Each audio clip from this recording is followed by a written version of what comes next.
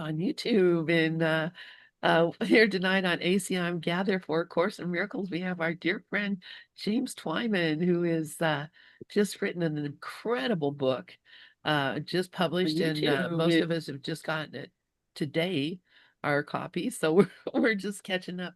But it's called The Annihilated Self, and I love this book. I'm so excited about it. Um, when Glenn Hoverman, who's the publisher, was talking about it, I was really just excited because he doesn't just publish anybody's books.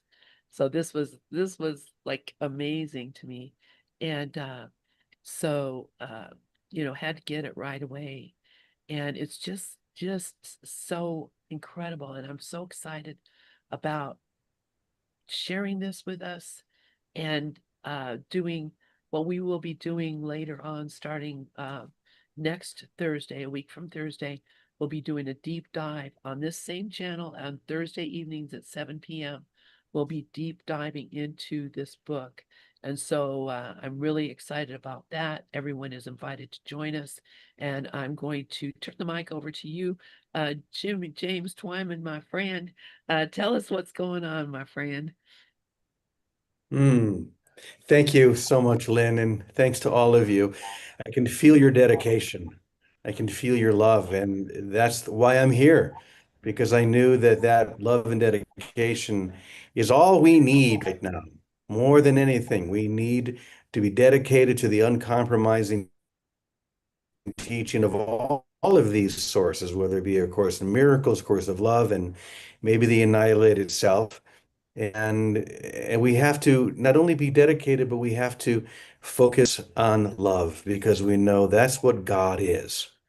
And that really kind of forms the beginning of this book, The Annihilated Self, because it's actually is God and self, which would be me and you and all of us. It's a conversation. So I'll tell you really quickly the history and the background that initiated this book. So back in the 1300s or the 13th century and the 14th century, there was a group of women throughout Europe called the Beguines. The Beguines were women who would come together to live in community, a little bit different than convents, because when they would live in their communities, they would serve the poor and they would do many of the things that nuns would do, but they would not take vows. So if they were to ever want to leave or get married, they could very easily do that. But there were hundreds of Beguine communities throughout Europe, in some cases, hundreds or even thousands of people. In fact, there probably are still Beguine-inspired communities today, and even up until the early part of the 20th century, there were still some very large ones. So this was definitely a long-lasting movement. And these were known for their deep mystical traditions. There were many of these Beguine dear sisters who were really diving deep into what we now recognize as the awakened sources that spark that same awakening within us, like A Course in Miracles. And at that time, there weren't a lot of books like that, and certainly women were not expected, nor really could they write or share their wisdom. That came much later, but there was a woman, a Beguine woman named Marguerite Perrault, and Marguerite had written a book, and it was called, I have to read, oh yeah, um, The Mirror of Simple Souls. That was the book that Marguerite wrote. And one of the things that she shared in that book, and by the way, that book was also a conversation between love and self. And it was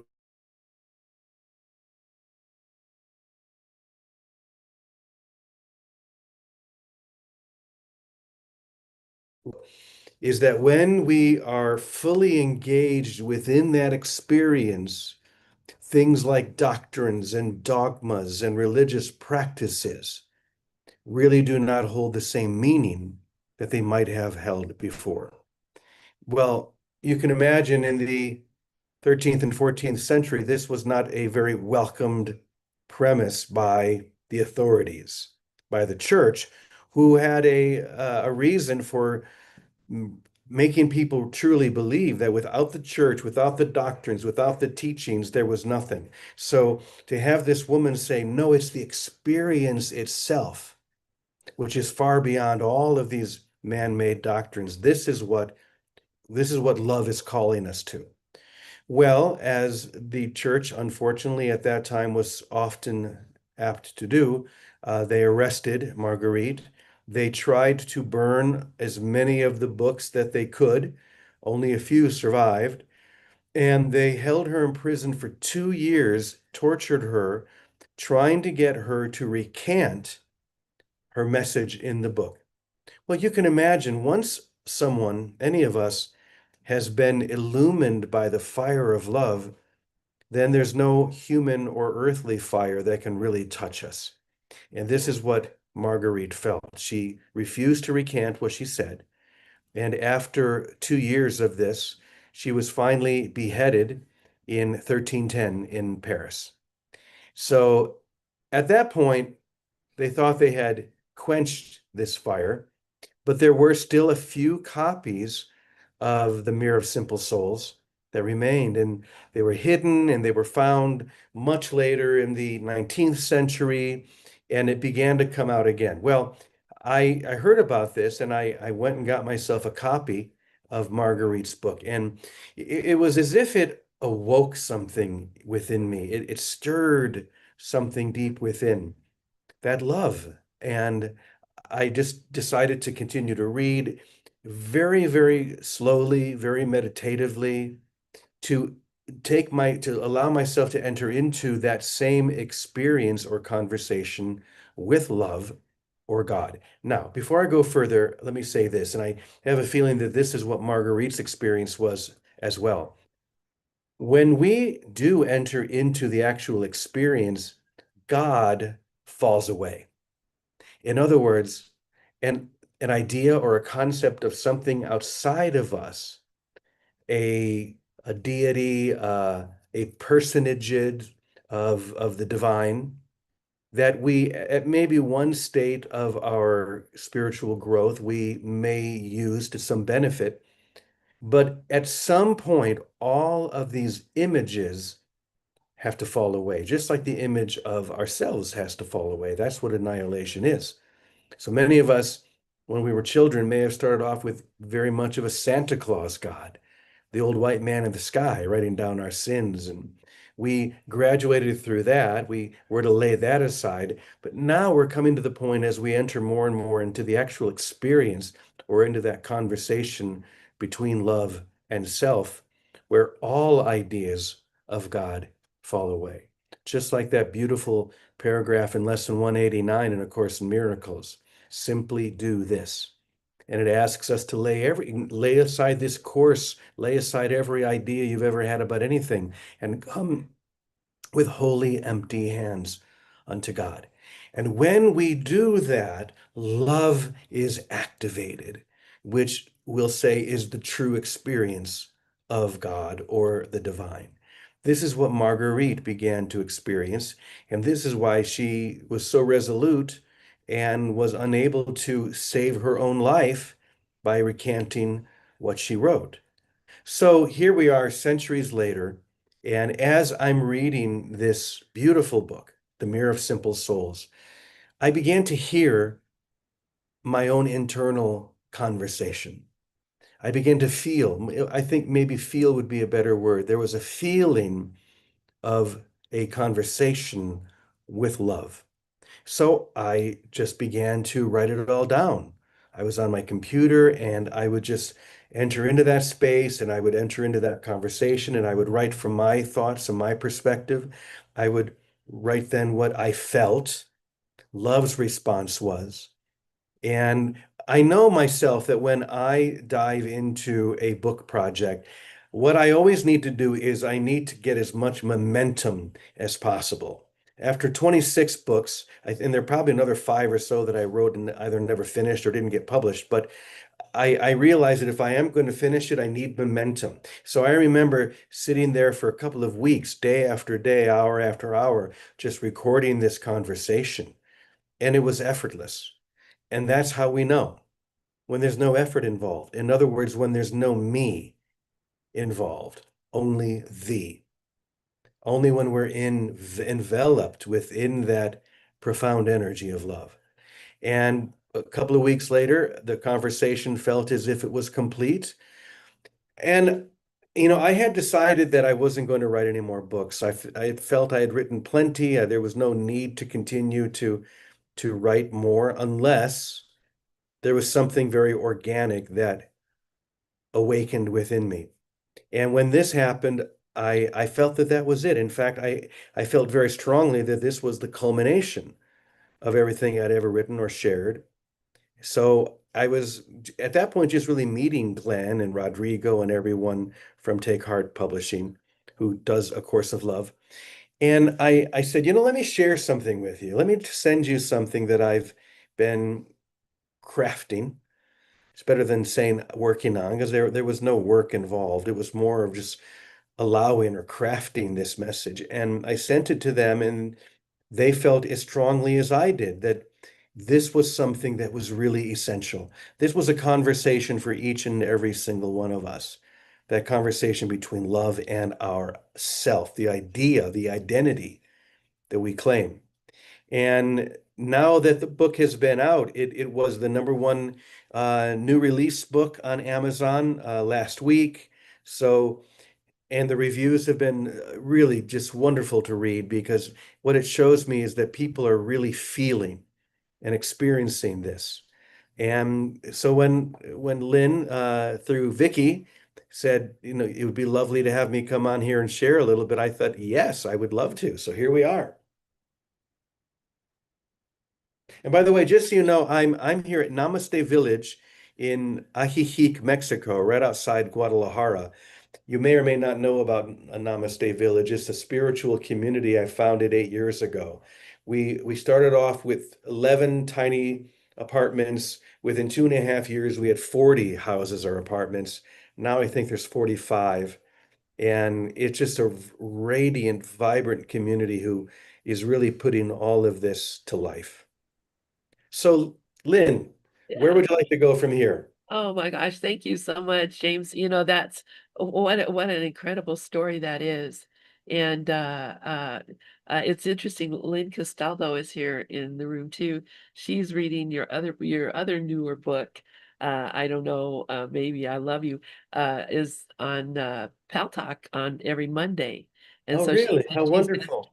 she's gonna start reading this book uh, as well. So and what we do here, as a group, we are going to just take this book, and we will do it as we do the Course of Miracles, or any other book that we choose.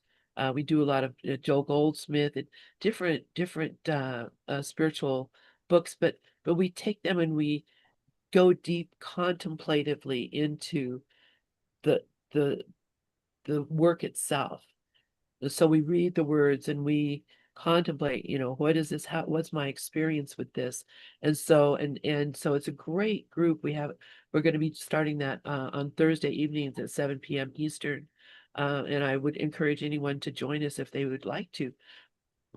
But uh, this is exactly, you mentioned, Glenn, and I mentioned Glenn Hoverman and the Take Heart Publications books that are out there that are moving us up from we've all been studying A Course in Miracles or A Course of Love or whatever books, we've been studying for, how many years, and maybe done the lessons over and over and over. But what is kind of common is that missing of the experience of that uh that spiritual elevation that comes from that deep uh awakening into the truth of what we are. And so uh this conversation with love, so beautiful. I do have the little video that you did about chapter 1 queued up. I could play that for us if anyone would Sure. like to experience that. I think it's amazing. It is so lovely. Um, but you know, our goal is to, you know, reach that place of awakening to this, to the experience of, actually, as Jesus asks us, actually saving the world, actually bringing the vibration of the world, the experience of experience of of the world into a higher vibrational level. And that's something I think that this book, um it really does. And I haven't written my review yet, but I will do that and get that out. Yes, thank uh, you. so I'm just wondering if anybody has any questions before we play the video, and I'd love to do it. It's not very long. And yes, Rico. Good evening, family and friends. Thank you for allowing me to be here with you. I send you love and life from my heart to yours. James, I need to really thank you for that background. It changes the whole intro for me. The background of the story of what happened, of Marguerite, of how it transcended through you. That background is like out of the park, if I must say, Mhm. with my New York accent, out of the park. It gave me a new lift off to the book. Thank you so much. And I just got it yesterday. So I guess with that background, I don't have to gobble it up. I can wait for Lynn on Thursday. Thank you, sir. You're so welcome. Well, stories do have a way of impacting us in deeper ways because we get out of the way of the words sometimes and we can get pulled into the story, even when it's just a conversation, because there's no story to this book. It's just a conversation. And the video clip that Lynn is going to show, I really like that because we recorded it as a conversation. I have a dear friend here in Mexico named Brenda McMorrow, who is a wonderful and very famous kirtan singer. She just has a great voice. So I asked her to come here and record the voice of love. I then went to AI and I created all these little video clips of love and self having a conversation. So once again, there's something magical when we hear it presented in such a way. So, Lynn, if there are any more questions, I'd love to answer them, but otherwise, let's watch the video. All right. Yeah. All right. The Annihilated Self, Chapter 1, Longing and Annihilation. Love, how would you define the path for releasing my dependence on the separated self and then dissolving through the process of annihilation, allowing my soul to be released from every attachment? First, remember that there is no process, no path, and no destination for the soul to journey. The soul is where it has always been, remaining there beyond what you think of as time. There is no time when the soul was without, so a process leading to where it has always been is meaningless. Beloved one, the path you seek is not a path at all. It is an undoing, not a journey forward, but a falling inward. It begins the moment you grow weary of becoming anything and consent at last to be nothing. To be nothing, that sounds like death. It is death, but not the death you fear. It is the sweet relinquishment of all that is not you until only I remain. You call it annihilation, but I call it union. The flame does not mourn the wick when it turns to light. But I've spent my whole life trying to become holy, perfect, and worthy. Would you have me abandon all of that? Yes, especially that. Holiness fashioned by your striving is still yours. And what is yours cannot be mine. Only when you finally stop reaching out your hands will you be free to receive me. Only when you let go of the idea of worthiness will you see that you are worthy only because I am within you. Then what must I do? Nothing. That is the holiest of all acts. Do not climb, do not grasp, do not adorn your soul in virtue like a veil.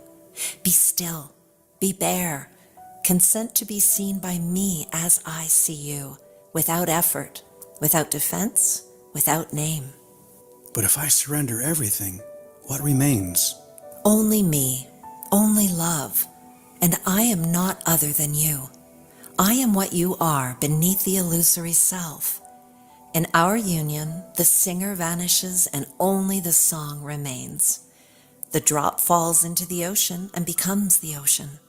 What is lost? Only the illusion of separation. What is gained? The all. So to release the self is to return to you. Not to return, but to remember. You were never apart from me. You only dreamed you were. And now, as you awaken, you dissolve. Then let me vanish, beloved. Let me fall into you like a shadow into light. Come then, not as a seeker, but as silence itself. Come naked of need, and I shall clothe you in nothing but flame, and you shall burn without end. And what about God? Must I also give up my longing for that union, or is it the same? Ah, your longing, that sacred ache, it has brought you far, hasn't it? Like the fragrance that leads the bee to the flower. But even longing, holy as it seems, is still a movement of self. It says, I lack, I yearn, I seek. And where there is I, the union remains hidden behind the veil of distance. But without longing, what draws me to God? What keeps me moving toward the light? Nothing will draw you anymore because you no longer see yourself outside the light. You have stopped circling the flame and have become the burning itself. Longing is for those who still believe there is a distance to cross. But union is not movement. It is stillness deeper than breath, older than time. So then, is longing a grace or a hindrance? Both. Longing is the final grace and the final obstacle. It awakens you from sleep and then must itself be surrendered. You must be willing to say, even this desire I offer into the fire. Only then does God cease to be a goal and is revealed as your very being. Then I must give up even the idea of God as something to reach? Yes, God is not found at the end of the path, my love. God is the vanishing of the path. As long as you walk toward anything, you walk away from everything. But when you stop, fall, disappear, there is God, closer than breath, ungraspable because nothing is left to grasp. So I give up not God, but the idea of God. Is that it? Yes, and in that holy emptiness, you will find not a God made in the image of your longing, but the formless flame that is your longing, the one who has never been apart from you. And you will not say, I have found God, but only this: there is no I, there is only God. Then let the ache I feel become silence, and let silence become God.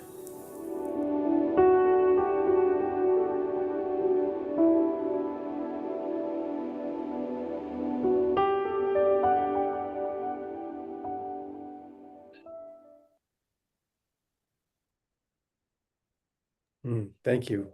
I hope you enjoyed that little conversation. It's the conversation that's going on every moment within us, if we would but have ears to hear.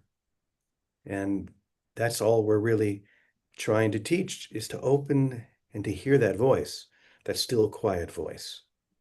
So in a few minutes, I'm going to have to leave because we're having our dinner here at Namaste Village and I need to get out there. But do we have any final questions or any final comments before I do leave?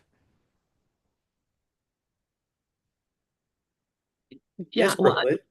oh, go ahead, Brooklyn.